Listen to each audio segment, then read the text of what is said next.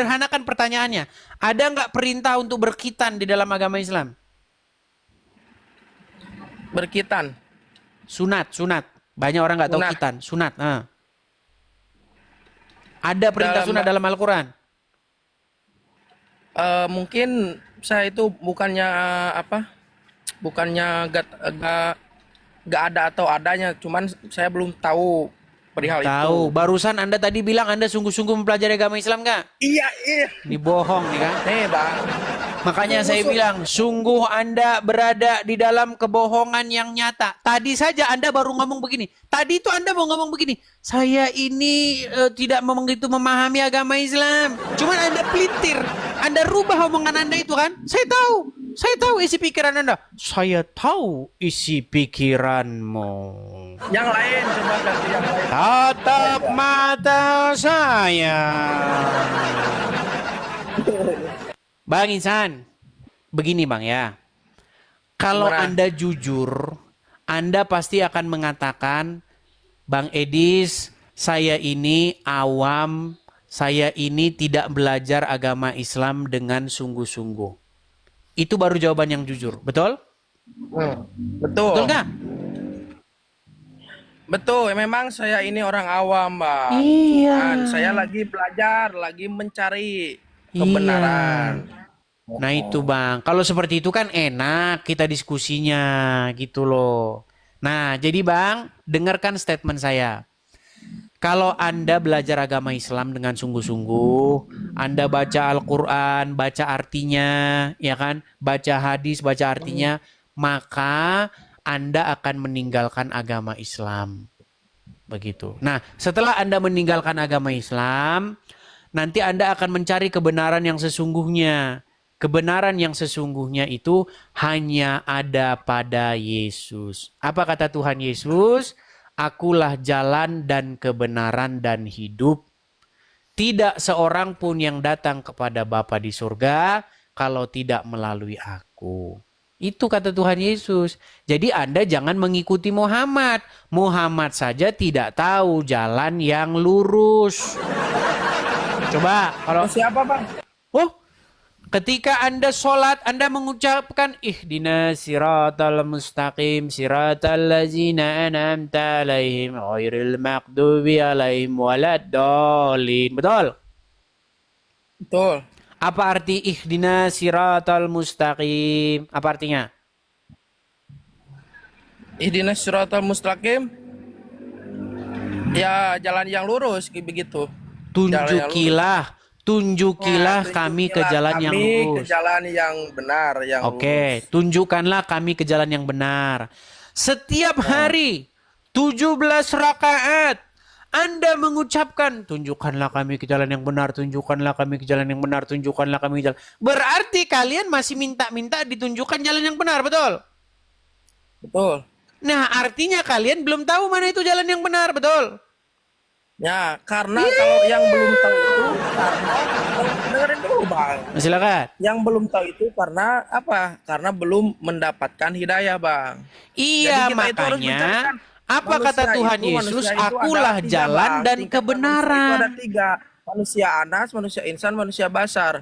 Ada yang sedang mencari, ada yang sedang sudah menemukan kebenaran, dan ada yang belum mengetahui apa-apa. Oke, yang belum mengetahui apa-apa itulah seorang muslim.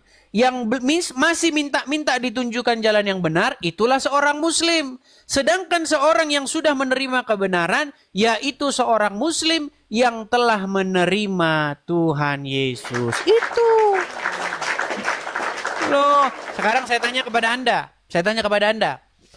Apakah Al-Quran memerintahkan untuk beriman kepada Injil? Beriman kepada kitab kita, beriman. Oke, disuruh nggak beriman kepada Injil? Kepada Injil. Kan? Mereka alergi mendengar Injil, alergi. Injil, nggak mau Injil. Padahal Al-Quran memerintahkan berimanlah kamu kepada kitab-kitab yang sebelumnya, yakni Taurat dan Injil. Di dalamnya terdapat petunjuk dan cahaya. Betul? Nah, untuk itu betul atau makanya tidak? Al-Quran itu adalah penyempurna kitab-kitab sebelumnya, Bang. Baik, kalau Anda katakan Al-Quran penyempurna kitab-kitab sebelumnya, sekarang saya tanya, menurut Al-Quran, apa gunanya seorang Muslim itu berkhitan? Ya, yang pertama mungkin untuk mensucikan, Mana untuk ayatnya? membersihkan. Mana ayatnya? Hmm? Ayatnya mana? Ayatnya, tunggu dulu, Bang. Anda cari sampai ayam tumbuh gigi tidak bakal ada perintah sunat di dalam Al-Quran. Saya ini adalah orang yang sudah khatam Al-Quran lebih dari 100 kali. Bahkan tidak ada seorang muslim pun di bawah kolong langit ini yang lebih mengerti Al-Quran daripada saya. Di dalam Al-Quran tidak pernah ada kata khitan. Kalau Anda punya Al-Quran digital, ya, ketik saja kata khitan di situ. Tidak ditemukan. Nggak ditemukan. Anda kalau ketik Al-Quran, ketik edisi Dabutar, tidak bakal ditemukan di situ. Ketik Nugraha, tidak bakal ketemu. Ketik Kitan, tidak bakal ketemu. Tapi kalau Anda ketik Injil, ketemu. Taurat, ketemu. Apa kata Al-Quran? Berimanlah kamu kepada kitab-kitab sebelumnya, yaitu Taurat dan Injil. Tapi umat muslim sekarang kalau baca Al-Quran, tidak dibaca artinya. Yang dibaca Arab-Arabnya doang.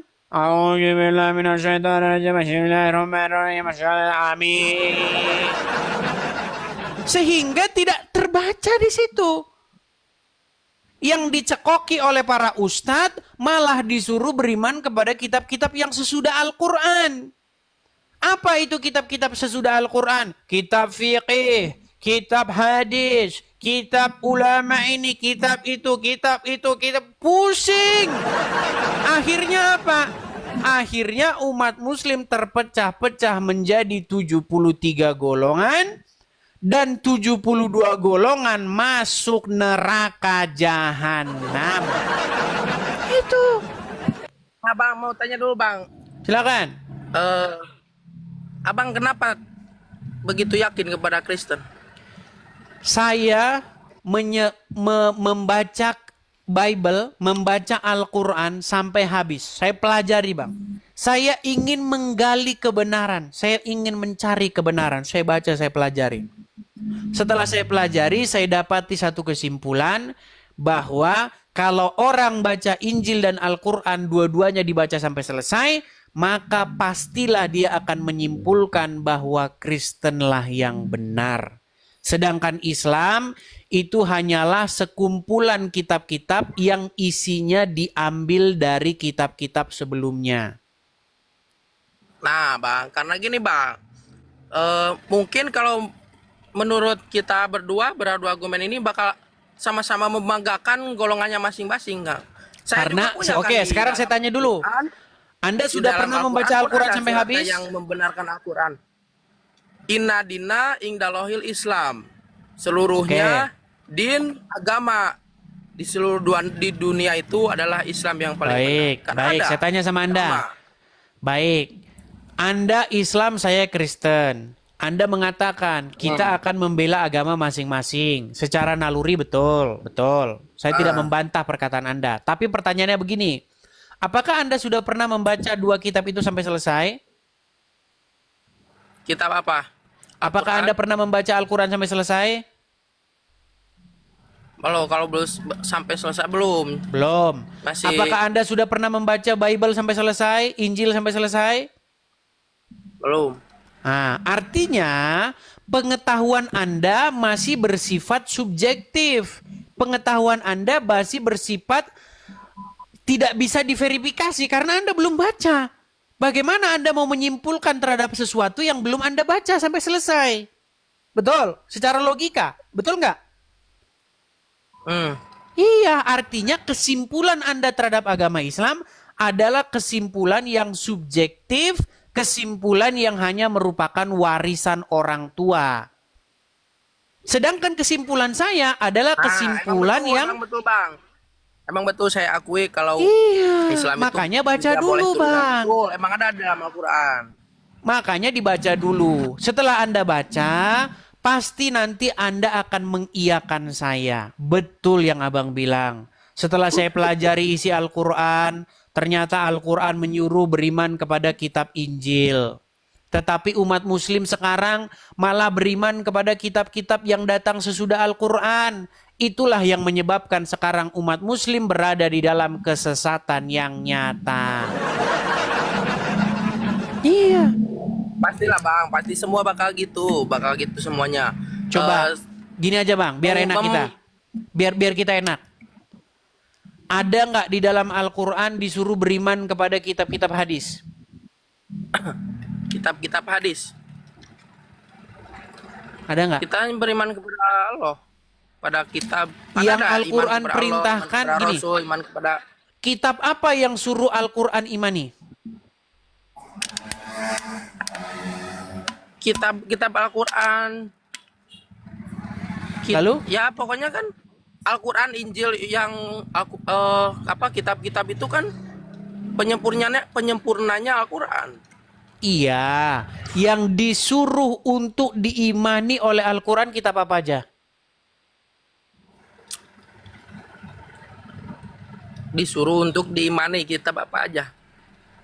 Taurat dan Injil, betul? Iya.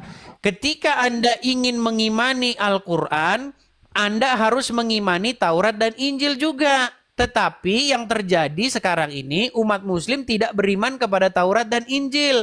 Umat muslim malah beriman kepada kitab-kitab hadis, kitab-kitab fikih. Itu kitab-kitab yang kalian imani, kitab-kitab karangan para ulama. Sehingga apa? Sehingga yang terjadi di tengah-tengah umat muslim sekarang adalah umat muslim mengikuti kitab-kitab karangan manusia. Yaitu kitab-kitab apa? Yang menyuruh kalian minum kencing onta, yang menyuruh kalian cium-cium batu karang. Itu. Emang ada Islam yang kayak gitu bang? Gak ada Islam yang suruh cium-cium. Gak ada Islam yang suruh cium-cium. Waduh, selama ini Anda kemana aja bang? Aduh. Kencing. Bang. Aduh. Baik. Kalau begitu ada yang mengatasnamakan bang. Baik. Saya akan tunjukkan. Islami kapah. Masuklah kamu ke dalam Islam secara keseluruhan. Oke, baik. Jadi, saya akan tunjukkan kepada kamu ya apa yang dilakukan oleh umat muslim nih. Waduh, sungguh berada dalam kenekatan yang nyata dia. Sekarang saya tanya ini siapa bang? Orang-orang orang-orang yang melakukan ritual seperti ini agama apa? Islam. Oke, ngapain mereka ini? Ya, itu kan suatu kewajiban bagi umat Islam untuk. Iya, yang menyuruh. Oke, di dalam Al-Quran di surat mana ayat berapa yang nyuruh nyiumin sebongkah batu ini? Bang, gini aja bang, biar Tenang Bang Isan, tenangin dulu, tenang gini Bang. Saya tidak mau memfitnah agama Islam. Saya baca Quran lebih dari 100 kali. Tidak pernah ada dalam Al-Quran, wahai kaum muslimin, ciumilah, hormatilah, sembahlah batu. Nggak ada dalam Al-Quran. Tetapi umat muslim sekarang mereka tidak mengikuti Injil. Mereka malah mengikuti kitab-kitab yang datang sesudah Al-Quran. Akhirnya mereka menciumi sebongkah batu. Sekarang saya tanya, Bang, saya jujur ya, di dalam Al-Quran tidak ada perintah untuk nyiumin sebongkah batu. Tidak ada perintah untuk mengkultuskan batu. Tapi umat muslim di seluruh muka bumi ini datang menciumi sebongkah batu. Makanya saya bilang bang, bertaubatlah kalian. Bertaubat. Giliran saya suruh bertaubat, kalian tidak mau. Kalian bilang saya penistaan agama. Gini aja bang, ntar saya naik lagi. Saya mau pulang dulu. Ini mau tutup toko dulu biar Bahkan tenang. Anda bang, kalau Anda Islam, bahkan kalau Anda Islam, Anda tidak boleh kerja di malam hari. Nggak boleh. Karena Al-Quran berkata, malam diciptakan untuk istirahat, siang diciptakan untuk mencari nafkah. Ada ayatnya. Makanya saya bilang, Bang, kalau Anda sungguh-sungguh belajar Al-Quran, belajar hadis, Anda akan meninggalkannya. Pesan saya terakhir aja, Bang. Ini pesan saya, sebentar. Bang, pesan saya yang terakhir begini. Pesan saya yang terakhir begini. Saya yang sudah mempelajari Al-Quran, sudah mempelajari hadis, sudah mempelajari Injil, mempelajari Taurat, saya mau pesan kepada Anda. Tinggalkanlah Islam dan datanglah kepada Tuhan Yesus. Jangan ikuti orang yang ada di kuburan. Itu pesan saya. Ya, jadi apa kata Tuhan Yesus? Akulah jalan dan... Di kuburan itu apa, Bang? Sekarang saya tanya, Anda pengikut Muhammad nggak? Pengikut Muhammad. Muhammad ada di kuburan nggak? Di kuburan. Berarti Anda pengikut orang dalam kubur nggak? Tapi yang dimaksud pengikut Nah, itu bukan mulailah. Bang, Ini, sekarang Bang. saya tanya. Bang, Apakah Muhammad pemimpinmu? sejarahnya, Sebentar, Bang. Apakah Muhammad pemimpinmu? Yang diikuti itu maksudnya bukan mengikuti itunya, Iya, oke, gini aja lah. Gini aja. Gini, Bang. Apakah Anda apakah Muhammad itu pemimpinmu? Iya. Oke, apakah Muhammad di dalam kubur? Hah? Apakah Muhammad di dalam kubur? Iya. Oke, berarti Anda dipimpin oleh orang dalam kubur, betul? Iya. Iya. Tapi Nah, sedangkan tenang, biar saya selesaikan. Sedangkan kekristenan tidak menyerahkan dirinya dipimpin oleh orang dalam kubur. Kami Kristen karena kami dipimpin oleh Yesus yang hidup.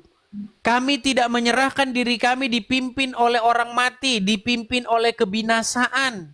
Sementara kalian menyerahkan diri kalian, jiwa raga kalian, kalian serahkan kepada Muhammad. Kalian dipimpin oleh orang mati dalam kubur. Makanya pesan saya kepada Anda, jangan serahkan dirimu dipimpin oleh yang binasa, tetapi serahkanlah dirimu dipimpin oleh firman yang hidup, yang menjadi manusia, yaitu Tuhan Yesus Kristus. Ya, itu pesan saya kepada Anda. Tolong nanti Anda renungkan, kalau ada kesempatan Anda lagi, dan kalau ada seluruh kesempatan para lagi, penonton aku di naik, sini. Ntar udah tutup toko ini, oke? Baik, baik. Gitu ya. Lakum dinukum waliyadin. Baik, saya turunkan. Ya itu teman-teman.